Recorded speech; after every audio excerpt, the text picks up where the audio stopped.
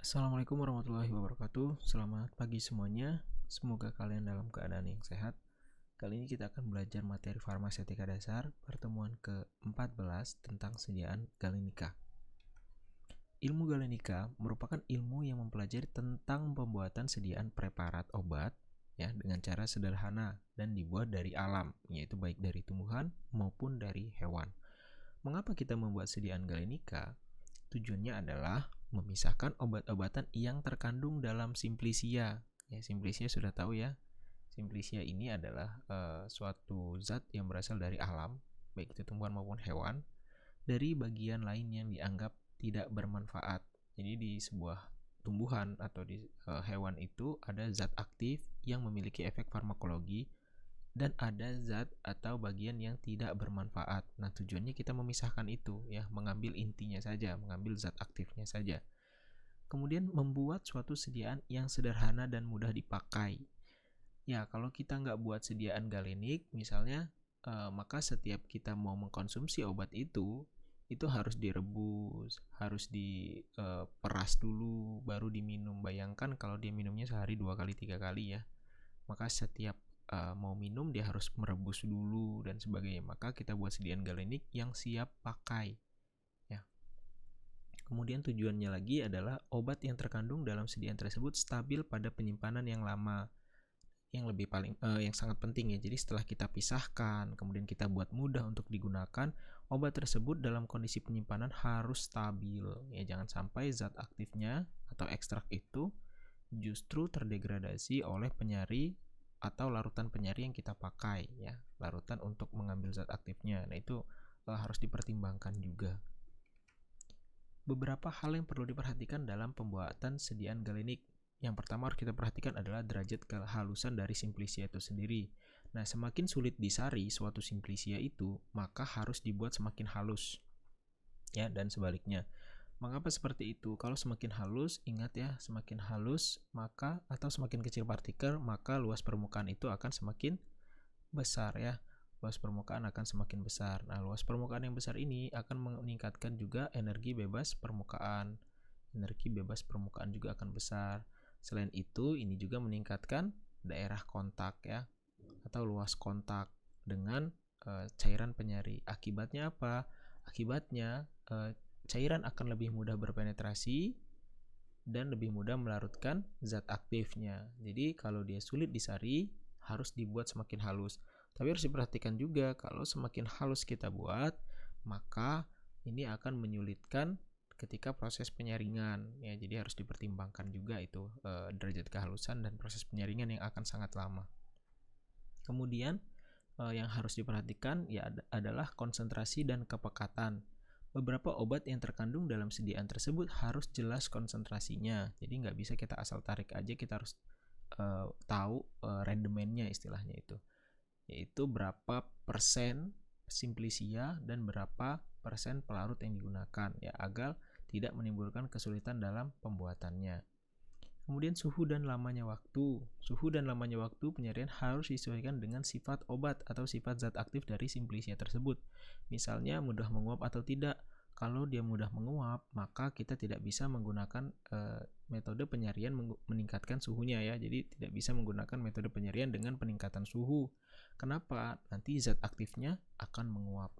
Ya, kemudian mudah tersari atau tidak. Kalau dia sulit tersari, otomatis waktunya juga akan lebih lama. Ya, akan lebih lama kita melakukan perendaman atau perkolasi atau sebagainya, nanti metode penyarian yang akan kita bahas.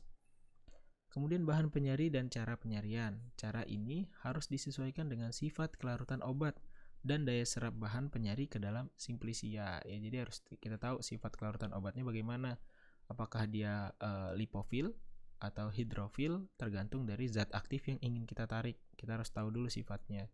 Dan daya serap bahan penyari ke dalam simplicia ya, sama ya, berarti kita harus menyesuaikan metodenya. Kalau metodenya ini tidak bisa membuat penyari ya, ini penyari ini adalah larutan ini ya, larutan yang dipakai untuk melarutkan zat aktif pada simplicia, maka kita harus mencari metode agar penyari ini dapat berpenetrasi ke dalam simplicianya ya. Jadi nanti ada banyak pilihan metode ekstraksi, sehingga pemilihan itu berdasarkan ini ya. derajat kehalusan, konsentrasi, suhu, dan seterusnya. Bentuk-bentuk sediaan galenik ada yang hasil penarikan, ini disebut dengan ekstrakta, biasanya ekstrak ya, atau tinctur kalau dia menggunakan metode tinctur, atau dekokta, atau infusa. Kemudian hasil penyulingan atau pemerasan, ini penyulingan atau destilasi, itu adalah aqua aromatica, olea volatilea, olea pinguia. Kemudian yang terakhir adalah sirup. Ini adalah bentuk-bentuk sediaan galenik. Penarikan atau extraction, ya ini adalah ekstraksi. Ini yang paling umum digunakan pada sediaan galenik ya, menggunakan metode ekstraksi, yaitu suatu cara untuk menarik satu atau lebih zat dari bahan asal atau dari simplicianya. Umumnya zat berkhasiat tersebut dapat ditarik, namun khasiatnya tidak berubah. Ya harus seperti itu ya, ditarik tapi tidak berubah. Tujuan utama ekstraksi adalah mendapatkan atau memisahkan sebanyak mungkin zat-zat yang memiliki khasiat pengobatan atau disebut konsentrata dari zat-zat yang tidak bermanfaat tadi, agar lebih mudah digunakan dan disimpan dibandingkan simplicia asal ya. Dan tujuan pengobatan lebih terjamin. Ini sama dengan tujuan mengapa kita membuat sediaan galenik ya, yaitu untuk memisahkan dari yang tidak berkhasiat agar lebih mudah digunakan dan disimpan dibanding simplicia asalnya. Cara menghilangkan bagian simplicia yang tidak berguna ya, atau tidak bermanfaat untuk pengobatan yang kita inginkan yang pasti ya.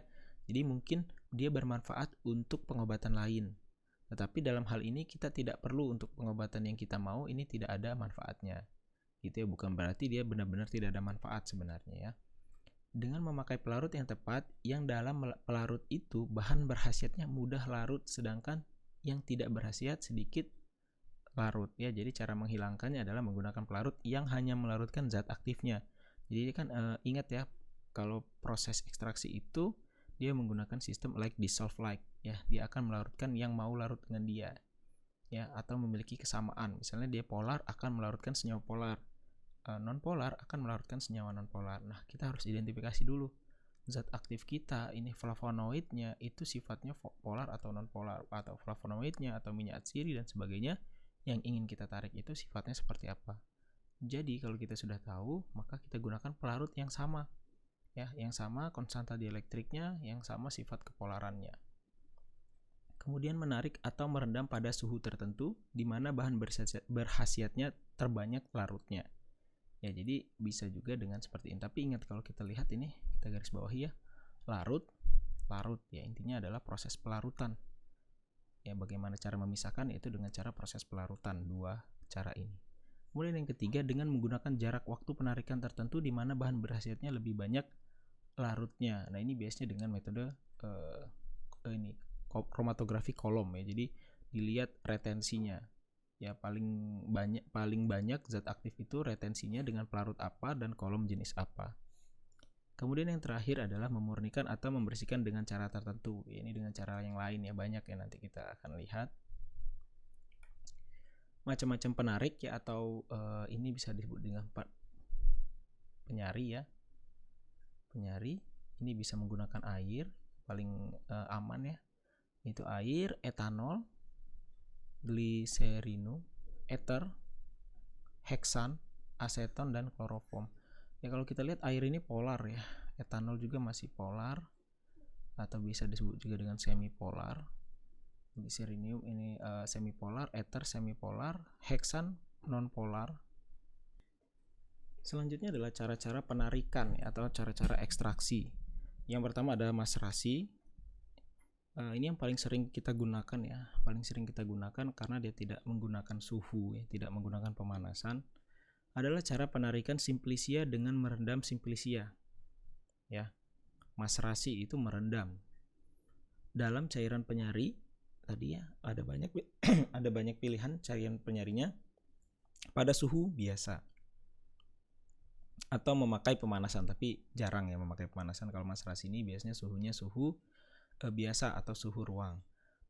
Farmakope Belanda menetapkan suhunya bahkan 15-25 ya, ini suhu ruang.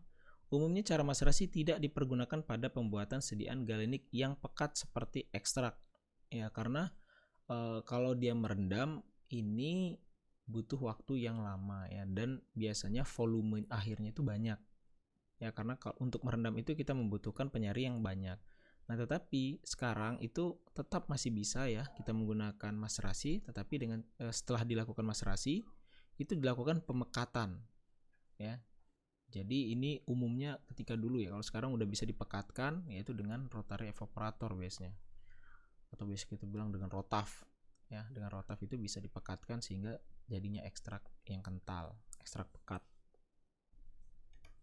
Kemudian digerasi, yaitu suatu cara penarikan yang suhunya sedikit lebih tinggi daripada maserasi ya, dikit aja sih tingginya, nggak terlalu tinggi ya, yaitu 40-60 ya. Kalau Pharmacope Belanda 35-45, tapi kalau USP United States Pharmacope itu 40-60. Sama ya, direndam dengan penyari. Perkolasi, suatu cara penarikan memakai alat yang disebut perkolator. Jadi dia pakai perkolator yang simplisianya terendam dalam cairan penyari. Zat-zat akan terlarut dan larutan tersebut akan menetes secara beraturan sampai memenuhi syarat yang telah ditetapkan.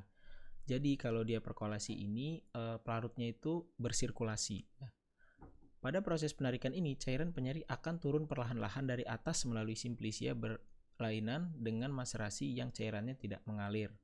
Ya, jadi dia ada sirkulasi ya, maksudnya ada pergantian pelarut di situ kalau dia perkolasi.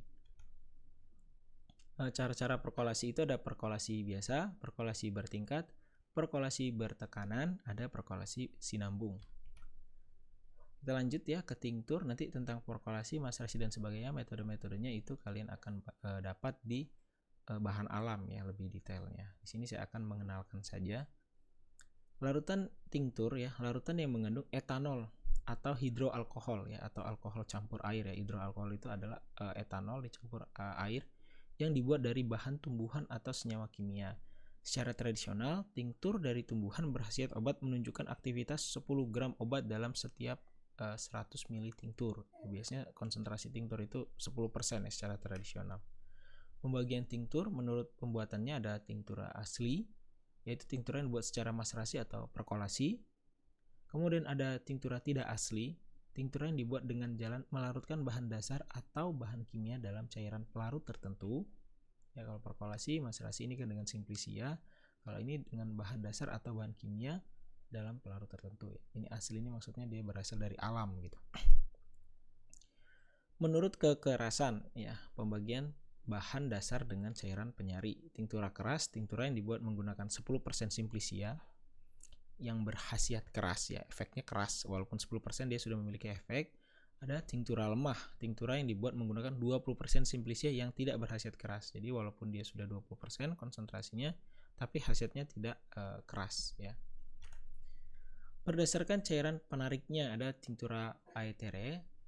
Jika penariknya adalah ether ya, ether, contohnya adalah valeriane aetere. Kemudian ada tinktura venosa. Ini cairan yang dipakai adalah campuran anggur dan etanol. Contohnya adalah tinktura rei venosa. Ada tinktura asida ya, jika ke dalam etanol dipakai sebagai cairan penarik ditambahkan asam sulfat. Contohnya adalah tinktura asida aromatika.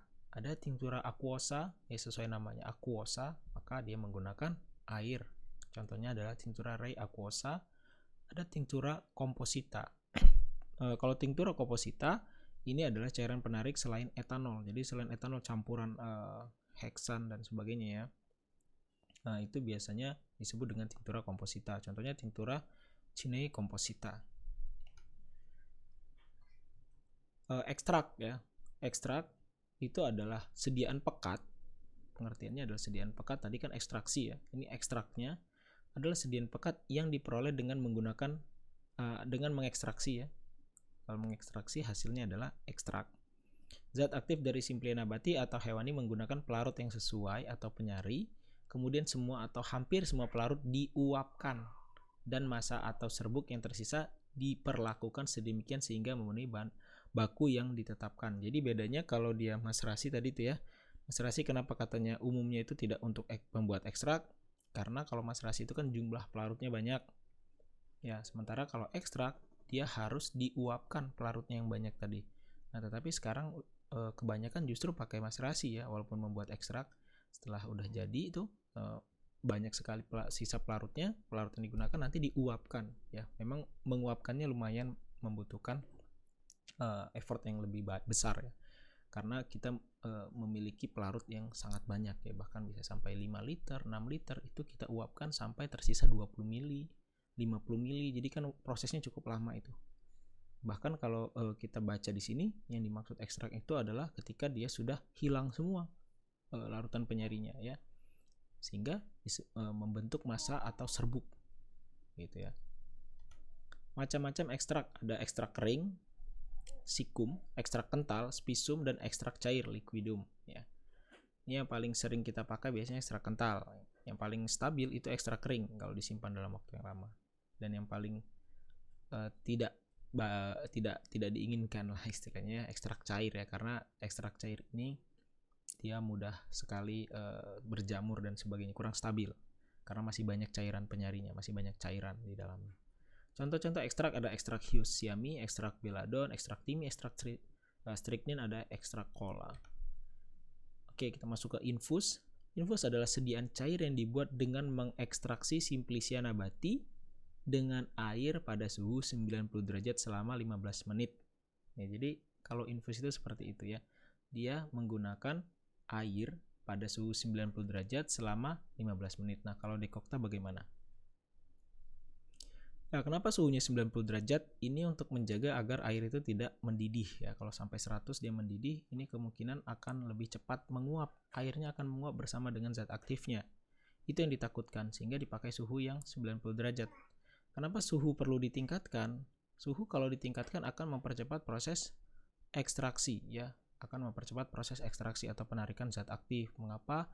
Karena ini akan lebih memudahkan pelarut untuk berpenetrasi. Selain itu akan membuka pori-pori ya, atau akan membuka celah-celah di dalam Simplicia sehingga pelarut itu akan lebih mudah berpenetrasi. Nah, biasanya dengan peningkatan suhu juga air ini akan lebih semipolar ya. Kalau air kan sebenarnya polar, tapi dengan pemanasan dia akan semipolar sehingga akan mudah melarutkan zat-zat yang awal mulanya tidak larut pada suhu ruang gitu ya. Jadi mengapa ditingkatkan suhunya seperti itu? Hal-hal yang harus diperhatikan dalam membuat sediaan infus ini harus diperhatikan adalah jumlah simplicianya, derajat halus simplicia sama ya, derajat halus, banyaknya air atau konsentrasinya, cara menyerkainya ya, cara menyerkai itu maksudnya cara menyaringnya dan sebagainya, penambahan bahan-bahan lainnya. Selanjutnya adalah air aromatik, adalah larutan jernih dan jenuh. Dia jernih tapi jenuh. Tahu ya, jenuh itu artinya dia sudah tidak bisa melarutkan lagi, tapi dia masih jernih.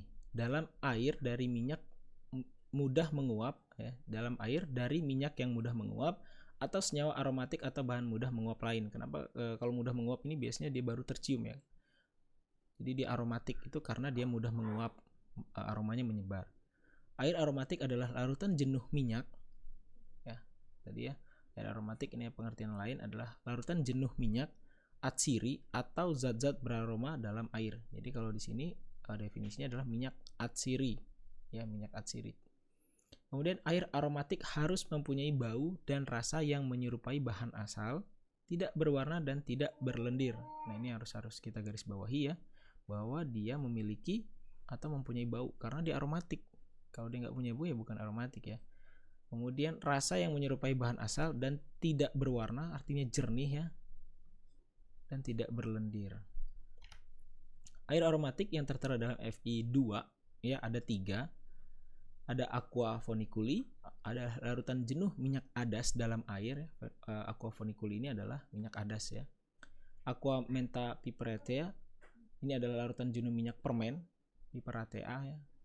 Kemudian ada aqua rose, larutan jenuh minyak mawar. Rose itu minyak mawar dalam air. Kemudian kita masuk ke yang terakhir yaitu minyak lemak. Adalah campuran senyawa asam lemak bersuku tinggi atau berbobot molekul tinggi dan berantai karbon panjang dengan gliserin. Ya, jadi campuran asam lemak dengan gliserin. Syarat-syarat minyak lemak itu harus jernih, yang nggak boleh dia opak atau dia atau bisa kita bilang juga dengan minyak lemak itu nggak boleh opak ya. Opak itu tidak tembus cahaya, jadi harus jernih. Kemudian tidak boleh apa ya istilahnya itu, kalau kita bisa bilang itu butek lah ya, nggak boleh butek itu mudahnya. Harus larut dalam segala perbandingan dalam kloroform, ether dan lain-lain. Jadi dia harus larut dengan kloroform, ether dengan berbagai perbandingan dengan kelarutan tertentu yang pasti ya, walaupun nggak sangat larut paling tidak bisa melarutkan. Kemudian harus memenuhi syarat-syarat minyak mineral, minyak harsa dan minyak-minyak asing lainnya senyawa belerang dan logam berat. Kemudian cara identifikasinya, minyak lemak itu ditaruh saja di kertas ya, kertas saring maksudnya, kertas selulosa. Kalau minyak dia akan meninggalkan noda lemak. Ini sama dengan metode kalau kita mau menentukan tipe emulsi ya, kalau kalian masih ingat. Kalau tipe emulsi air dalam minyak, dia akan menimbulkan noda ya kalau di kertas saring. Kemudian penggunaan minyak lemak, apa sih gunanya ya minyak lemak tadi ya? Minyak lemak tadi ya, ini apa gunanya? Asam lemak bersuku tinggi dengan gliserin itu yaitu sebagai zat tambahan ya, biasanya sebagai zat tambahan untuk meningkatkan kelarutan dan sebagainya, sebagai pelarut misalnya losio. Nah ini sebagai pelarut, dia sebagai pembawanya ini pada losio. Kemudian sebagai anti racun untuk racun yang tidak larut dalam lemak. Jadi kalau dalam lemak nggak larut racun itu, maka bisa kita coba dengan minyak lemak, karena minyak lemak ini ada campuran gliserin yang kemungkinan akan lebih mudah melarutkan senyawa-senyawa tadi. Kemudian sebagai obat ya, sebagai obat.